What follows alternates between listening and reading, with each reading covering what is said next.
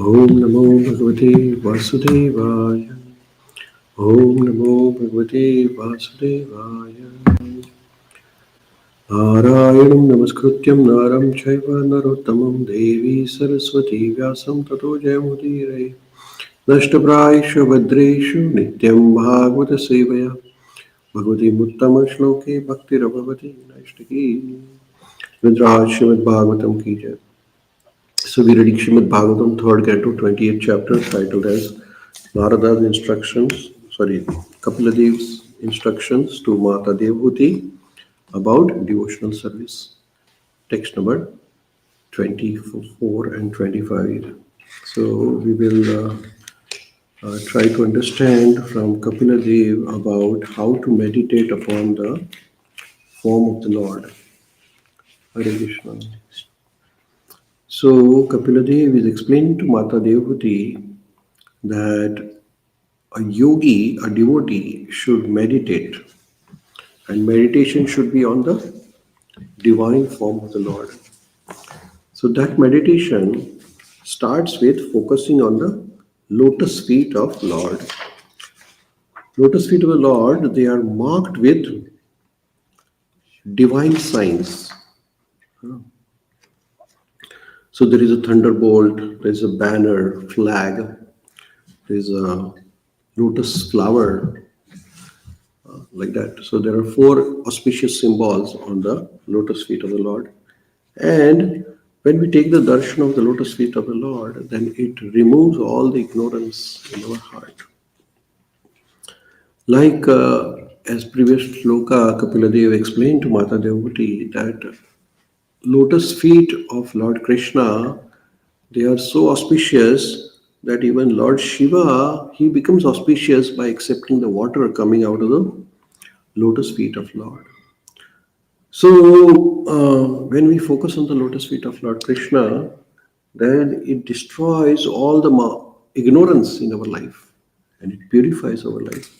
So, that is why we should focus on Krishna's Charana Ravindam. Now, this Charana, lotus feet, is so magnanimous, so important in devotional service that Mata Lakshmi even is doing the Charana Seva of Lord. She's always, looking after Lord Krishna's Vishnu's seva by doing the massage seva of his charana. So, lotus feet of the Lord are very, very, very important for the devotees. Now, in this further shloka, after focusing on the lotus feet, then devotee should focus on the thighs of the Lord, the legs of the Lord, because this is the storehouse of energy of Krishna. Krishna's feet. When you take the darshan, first we focus on the feet.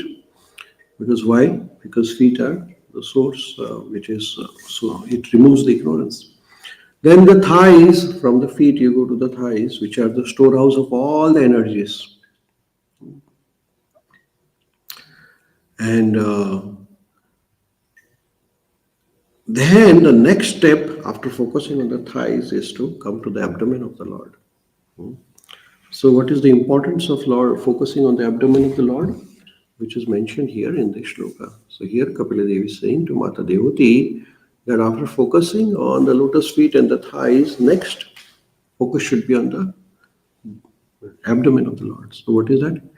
Nabhiradam bhuvana kosha guhodarastham yatratma yoni dishana khila loka padmam vyudam harinmani Vrishastanayoramushya Dhyayedvayam Vishadahara Mukha Gauram. Translation. The yogi should then meditate on the moon-like navel in the center of his abdomen. From his navel, which is the foundation of entire universe, sprung the lotus stem containing all the different planetary systems. The stem is the residence of Brahmaji, the first created being. In the same way, yogi should concentrate his mind upon Lord's chest nipples, which resembles a pair of most executed emeralds, which appear whitish because of the rays of milk white pearl necklace adorning his chest. So next focus of the devotee should be, after focusing on thighs, should focus on the abdomen and the chest of the Lord. In the abdomen of the Lord, there is a navel, and from this navel comes the lotus flower, from which Brahmaji comes. So Lord's body parts, they are transcendental. Transcendental means they are not like ordinary. Like our hands can only do the function of some seva. Our hand itself cannot eat. Our eyes can only see, they cannot eat. But Lord's organs can do any function.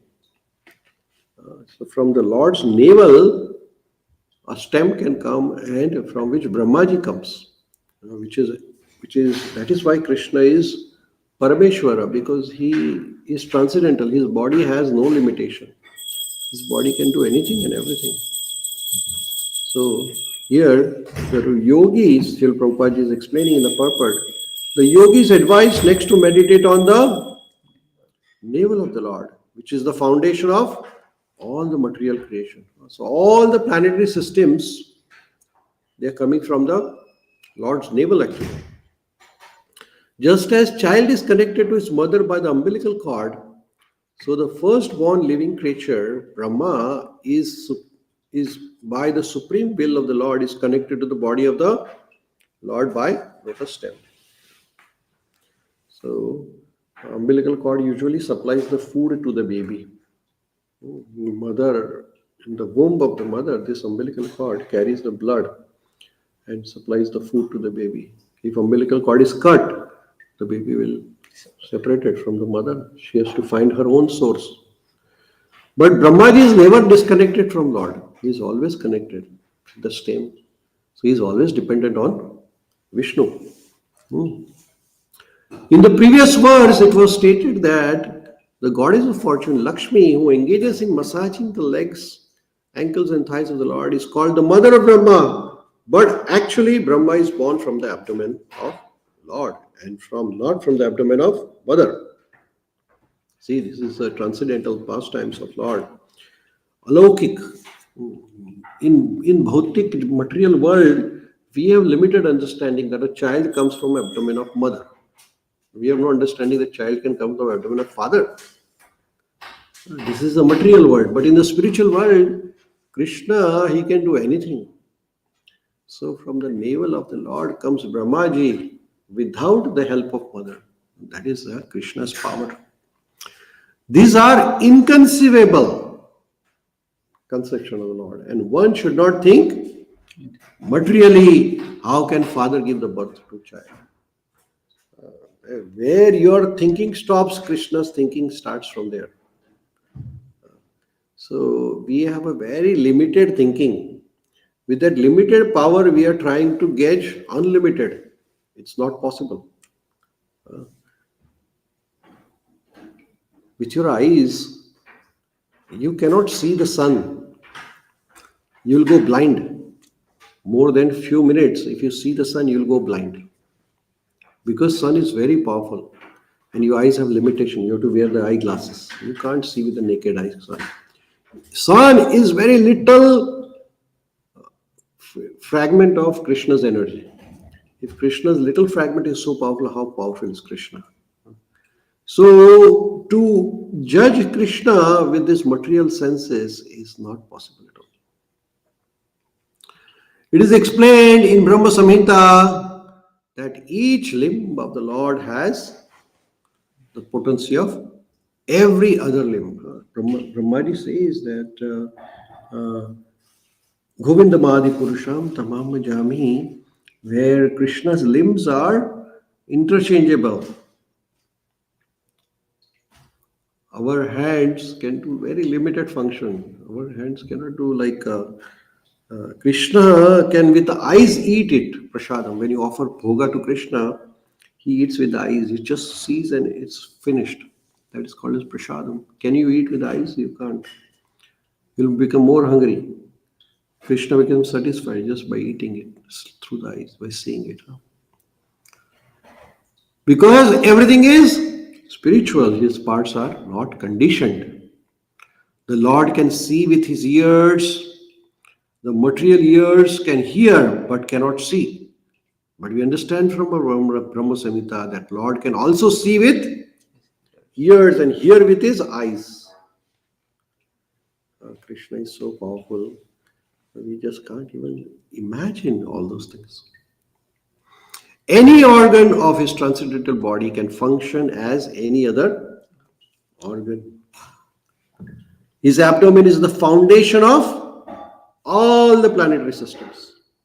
Brahma holds the post of the creator of the planetary system, but his engineering energy is generated from the abdomen of Lord. Any creative function in the universe always has a direct connecting link with Krishna.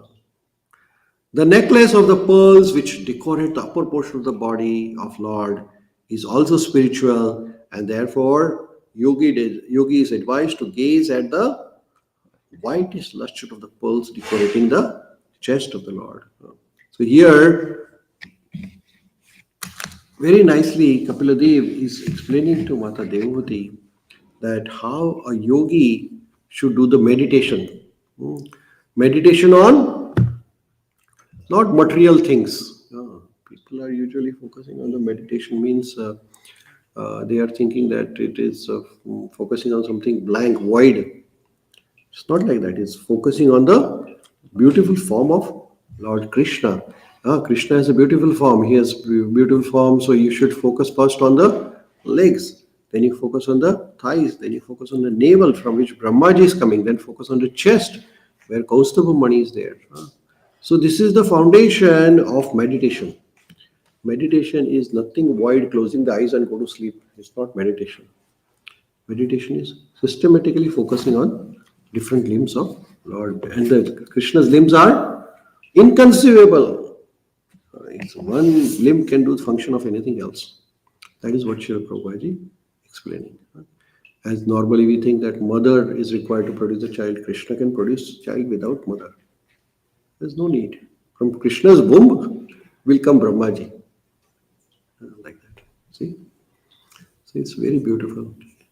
So overall significance, meditation is focusing on the divine form of the Lord, particularly his feet and chest now. Okay? Rudraj Srimad Bhagavatam ki hai. Srila Prabhupada